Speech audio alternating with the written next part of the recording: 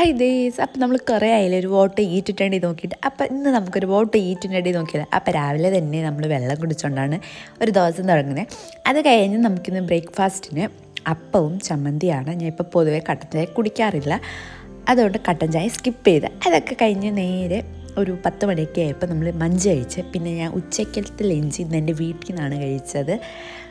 അപ്പോൾ കുറേ ആയി വീട്ടിൽ നിന്ന് ഫുഡൊക്കെ കഴിച്ചിട്ട്. അങ്ങനെ ഞാൻ പിന്നെ നേരെ ഇന്ന് എൻ്റെ വീട്ടിൽ പോയപ്പോൾ അവിടെ മീൻകറി ഉണ്ടായിരുന്നു, മീൻ വറുത്ത ഉണ്ടായിരുന്നു, മുട്ട ഉണ്ടായിരുന്നു. ഇതെൻ്റെ ഫേവറേറ്റ് തോരനാണ്, നമ്മുടെ തോരൻ.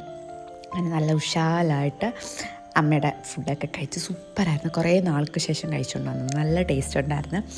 അതൊക്കെ കഴിഞ്ഞ് കുറച്ച് കഴിഞ്ഞ് പിന്നെ പായസം ഉണ്ടായിരുന്നു. പൊതുവെ വീട്ടിൽ പോകുമ്പം നമുക്കിഷ്ടമുള്ളതെല്ലാം അമ്മമാരുണ്ടാക്കി തരത്തില്ലേ.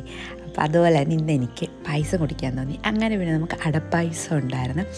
അതൊക്കെ കുടിച്ച് കഴിഞ്ഞിട്ട് പിന്നെ നമ്മൾ നേരെ രാത്രിയത്തെ ലഞ്ചാണ് രാത്രി കഴിച്ചത്. ഇടയ്ക്ക് ഫുഡൊന്നും കഴിച്ചൊന്നുമില്ല.